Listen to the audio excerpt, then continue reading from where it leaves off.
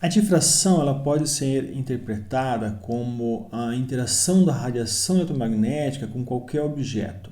Então, para você ter esse fenômeno, você então vai interagir com uma radiação eletromagnética com objetos da mesma ordem e grandeza que esta radiação. Átomos, elétrons ou estruturas microscópicas também, mas é mais comumente observável quando você tem estruturas próximas ao tamanho do comprimento de onda, né, desta radiação incidente. Para visualizar então os fenômenos da difração, podemos agora pensar que essa radiação interage com diferentes osciladores, então nesses casos aqui são os átomos, elétrons, né, que compõem, por exemplo, uma superfície, um filme, e quando eles interagem com essa radiação, então acontece a absorção e a reemissão. Essa reemissão pode ser, por exemplo, uma reflexão, se aquele filme for metálico, ou pode ser uma remissão na mesma direção do número de onda incidente, que se fosse um material transparente, ou pode ser algo parcial. Pense então se tem um meio dielétrico, onde tem uma fina camada de prata metálica, então parcialmente as ondas podem ser refletidas, né, devido à reflexão na prata, e a outra parte pode ser transmitida como reemissão na mesma direção da onda incidente.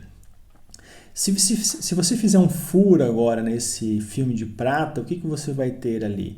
No lugar daqueles osciladores de prata que absorviam radiação e reemitiam para trás, ou seja, retroespalhado, você tem agora os mesmos osciladores do material, do meio dielétrico, pode até ser osciladores fictícios, caso seja vácuo, e eles absorvem aquela radiação e reemitem na mesma direção inicial. Só que na hora que eles reemitem supostamente na mesma direção, acontece o fenômeno de difração. E esta reemissão na mesma direção não acontece exatamente na mesma direção. Eles são pequenas ondas que vão emitir esfericamente e vão produzir então uma nova frente de onda que mais ou menos está na mesma direção da onda incidente, mas agora com um fenômeno associado, que é assim, a difração, ou seja, você pode então observar uma radiação se curvando, difratando supostamente naquele orifício que eu fiz naquele filme de prata. Para visualizar essas ondas reemitidas, supostamente nesse pequeno orifício que a gente fez sobre o filme de prata, temos essa imagem aqui. Vamos considerar então que nós temos vários osciladores, que eles estão espaçados de uma distância d, e esse espaçamento em uma distância d está representado aqui, e o número de osciladores que nós temos aqui é n, um total de n qualquer osciladores.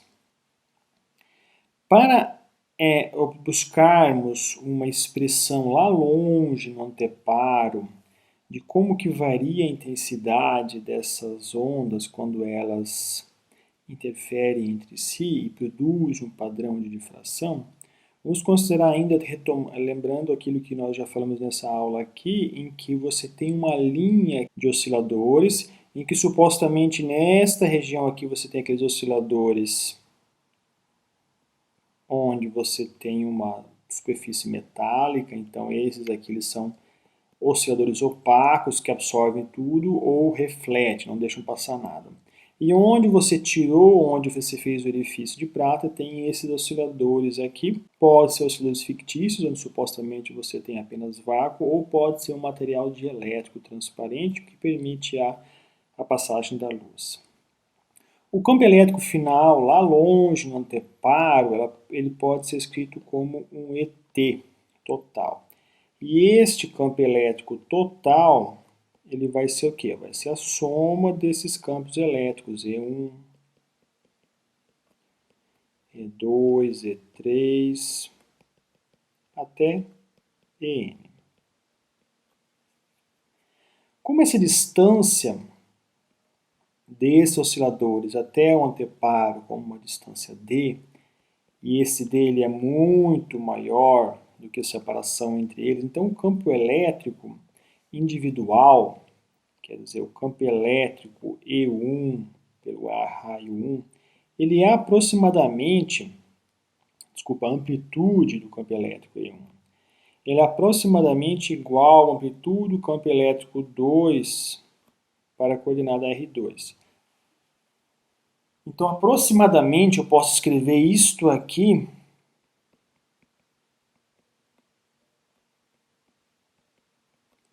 como um campo elétrico comum, 0 para os dois, para uma coordenada R. Tá?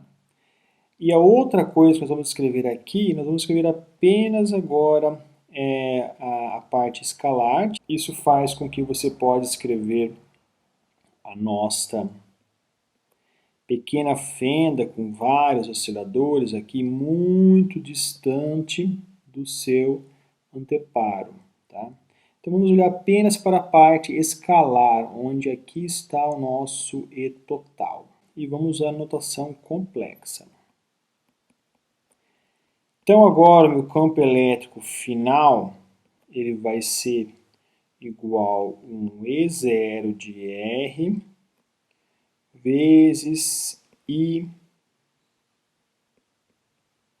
KR1 menos ômega T, mais um E0 de R E KR2 menos ômega T, mais E0R, E na I, K, e aqui seria o nosso Rn menos ômega T.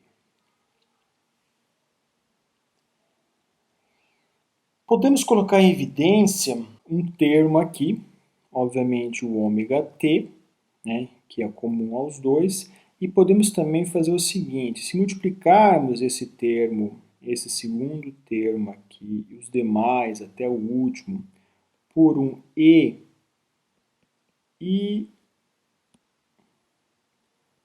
KR1 por IKR1 menos, eu posso colocar em evidência este termo aqui. Então, teremos agora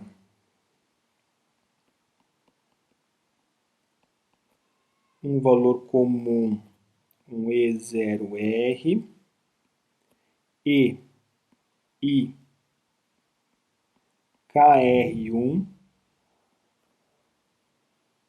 menos ômega T, abrindo agora 1 mais esse termo IKR2 menos KR1, eu posso escrever assim, isso vai até um E IKRN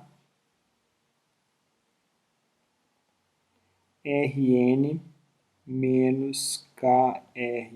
Há uma diferença de fase, que podemos chamar de um delta, aqui, igual ao número de onda da radiação no vácuo, vezes um lambda, onde este lambda é a diferença de caminho óptico, igual a nd seno de θ.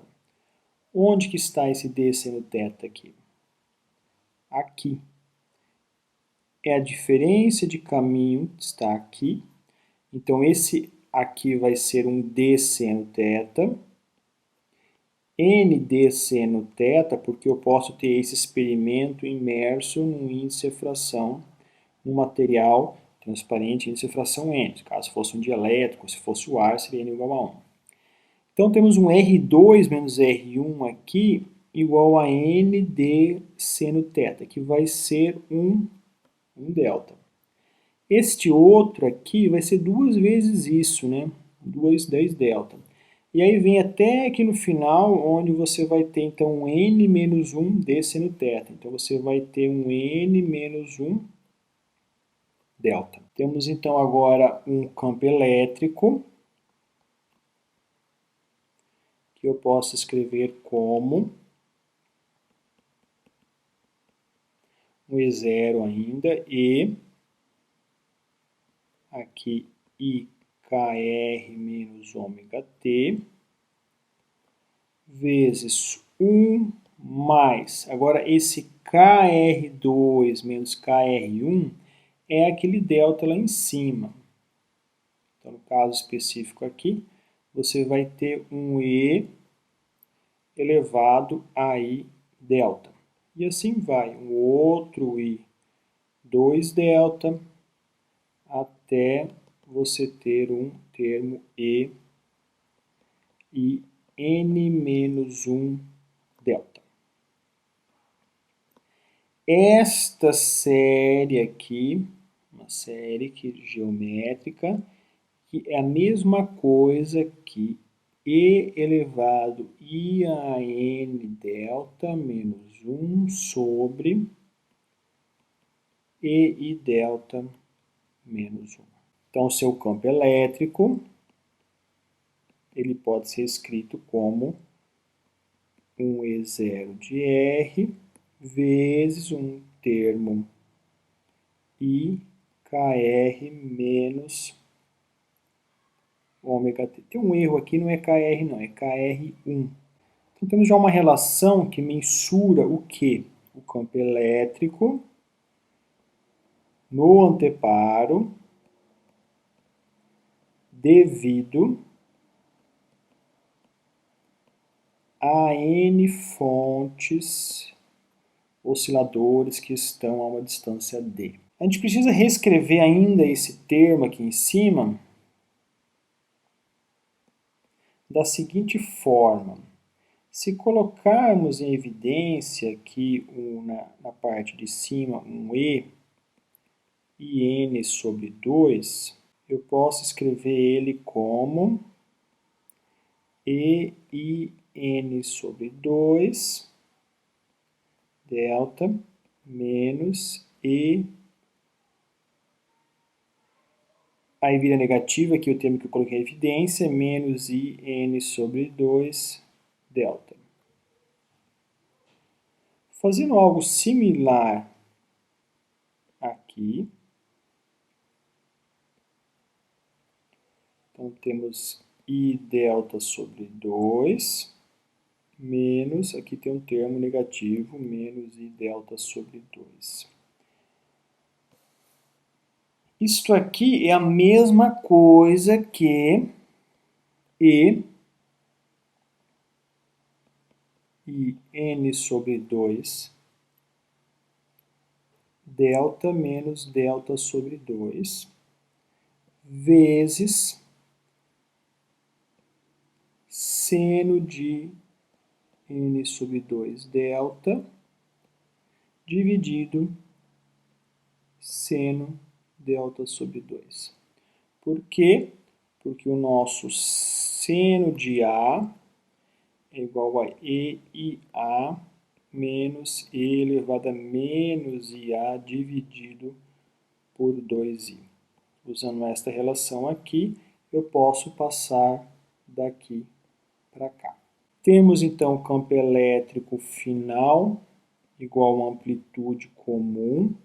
Temos um termo evidência aqui que é este, e o termo comum que é um seno de N delta sobre 2 dividido por seno de delta sobre 2. Agora temos uma dependência aqui com esse R1 que a gente vai querer eliminar. Por quê? Porque quando você tem os seus osciladores aqui, eu estou fazendo a referência em relação à primeira fonte. E eu vou querer fazer em relação a um valor médio qualquer. E este valor médio vai estar no meio, provavelmente. Então, eu posso medir lá no meu anteparo em relação a este ponto aqui. E este ponto aqui eu posso chamar de R, enquanto que esse aqui é o meu R1. Então, aquela separação aqui, onde é meu D seno θ, eu vou ter então a separação entre este ponto aqui e este. Minha separação vai ser N menos 1, que seria tudo, metade. Então, sobre 2 vezes o meu D seno θ. Então, aquela separação ali vai ser N menos 1 sobre 2, e meu D seno θ, o meu N D seno θ, esse vai ser o meu delta. Então, fazendo essa observação, eu tenho o meu R menos R1, pode ser vetorial, mas aqui como está muito afastado da fonte, eu vou escrever apenas como escalar, vai ser igual ao meu n menos 1 sobre 2 nd sobre d sin θ. Se mantermos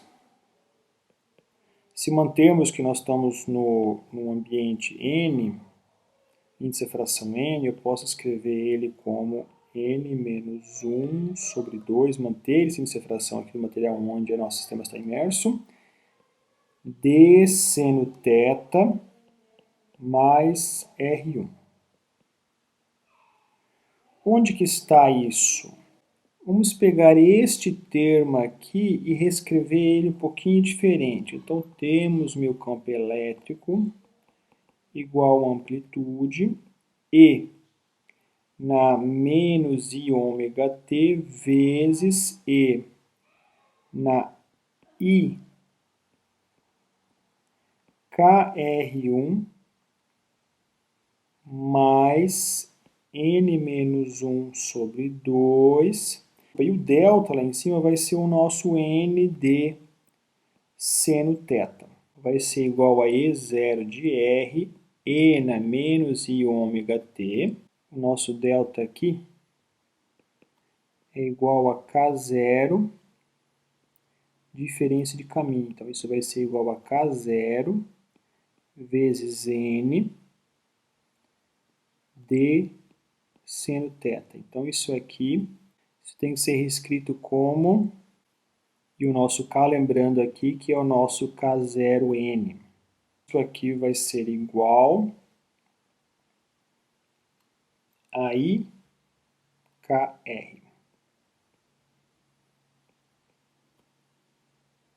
Porque o nosso KR é tudo isto aqui.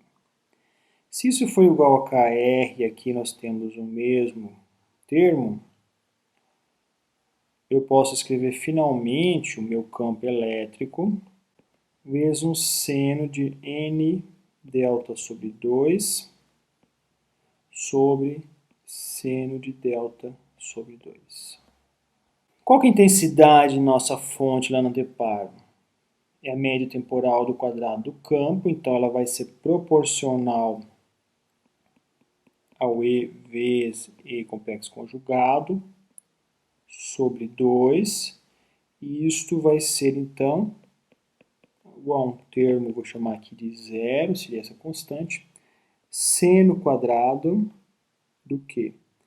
De N delta sobre 2 dividido por seno quadrado de delta sobre 2. Esta é a nossa relação da intensidade de luz que você vai formar lá no anteparo. Esse perfil para um N igual a 1 seria mais ou menos igual a isso aqui, onde você tem aqui o beta, seria esse termo em parênteses aqui, mas ele, como é seno de beta sobre beta, então nesse caso aqui o nosso N precisa ser igual a 1. Veja que tem um máximo central e alguns mínimos e máximos laterais. Para um caso particular com N igual a 2, eu posso escrever que a minha intensidade igual a 1 e 0, seno quadrado de 2 vezes delta sobre 2 sobre seno quadrado de delta sobre 2. Então, temos aqui delta. E utilizando a relação seno de 2x igual a 2 vezes seno de x vezes cosseno de x, então, se o nosso x for este aqui, então temos seno de 2x, temos o quê? I0 seno quadrado.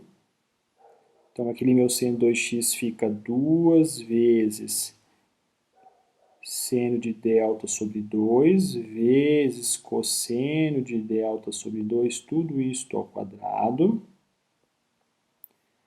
dividido por seno quadrado de delta sobre 2. Então, este aqui eu posso cortar com este. Então, a minha intensidade vai ser um 4 e 0 cosseno quadrado de delta sobre 2. O que é isso? É o perfil de um termo que nós já deduzimos de outra maneira para uma fenda dupla. E este aqui é o perfil da fenda dupla, um cosseno quadrado de um delta sobre 2.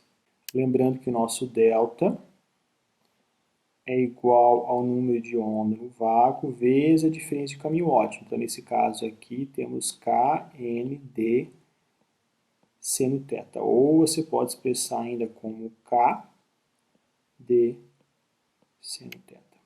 Esse termo do campo elétrico que nós obtivemos para N osciladores, ele é um perfil de intensidade no anteparo para um caso genérico de N osciladores. E agora o resultado final, que é um seno quadrado de N delta sobre 2 sobre um seno quadrado delta sobre 2, esse perfil ele pode ser considerado para casos particulares, como por exemplo para o que nós já fizemos quando N igual a 2, você obtém então o perfil de intensidade para uma fenda dupla. Você pode fazer o mesmo para um N igual a 3, N igual a 4, até N igual a infinito, e você obter o perfil de intensidade para diferentes condições de fendas. Vamos agora ver como que você consegue obter uma expressão quando você tem uma fonte contínua. Diferente da aula anterior, onde você tinha fontes discretas, aqui vamos considerar que você tem uma linha agora de várias fontes. Então, ainda você pode falar de forma abstrata que aquela linha é composta por vários pontos, cada um com o seu campo elétrico, mas ele vai ser muito pequeno, onde o número de fontes vai tender ao infinito. Então, o tamanho da fonte vai ser muito pequena e o número delas vai tender ao infinito. Então, de acordo com essa imagem, observe que nós queremos saber agora qual que é o campo elétrico no ponto P devido a esta linha de osciladores coerentes, que elas estão distribuídas de forma contínua. Inicialmente, vamos definir agora o campo elétrico devido a uma fonte dessa. E esse campo elétrico ele vai ser pouco intenso, muito fraco, porque essa fonte é muito menor. Ele pode ser expresso como E igual 1 não 1 é 0, vamos chamar agora de um epsilon 0, 1 sobre R, onde que é a dependência do campo elétrico com a distância, vezes um seno de ômega t menos Kr. Esse epsilon 0 eu vou definir aqui por extenso, que é a intensidade da fonte. E este número ele é muito pequeno, então assim como você tem um epsilon 0 muito pequeno, multiplicado por um número de fontes, n,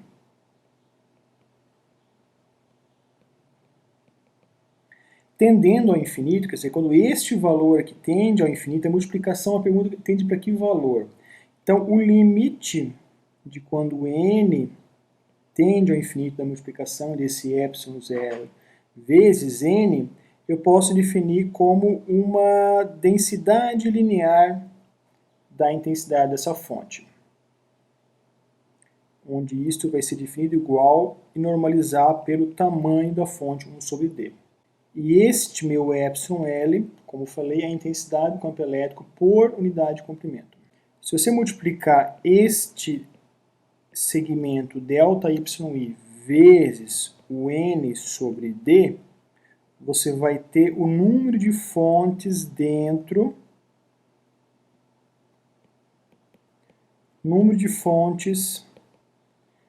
desse segmento. Se eu tenho agora o número de fontes dentro do segmento, eu posso escrever o campo elétrico devido a esse segmento ΔYI, como sendo um epsilon 0 sobre R seno de ômega t menos Kr.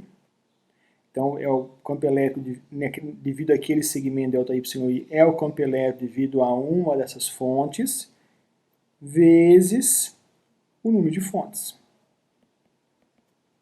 ΔYI vezes N sobre D. Reescrevendo isso, este termo aqui é o nosso epsilon L, intensidade da fonte por unidade de comprimento. Como eu tenho agora uma fonte linear com N minifontes e eu tenho vários segmentos ΔYI, então tenho segmentos igual a 1 até M. Então, se eu quero saber o campo elétrico total naquele ponto P da primeira figura que a gente passou, basta somar o campo elétrico de todos os segmentos ΔYI. Isso é igual a εL, somatória 1 sobre RI, seno de ômega t menos KRI ΔYI. Transformando isso numa integral, o campo elétrico total vai ser εL integral de seno de ômega t menos KR sobre R dy. E essa integral, para o nosso caso particular, ela é da posição menos d sobre 2 até a posição mais d sobre 2. Lembrando que d é o tamanho da nossa fonte linear. E o nosso dy, ele pode ser obtido a partir do R, porque o nosso R ele pode ser expresso em Y, e a forma que nós definimos esse R vai nos falar se nós temos uma fonte no campo próximo, que seria uma difração de Fresnel, ou no campo mais distante, que seria uma difração de Fraunhofer. No campo próximo, você está considerando ondas esféricas, e no campo distante está considerando ondas planas.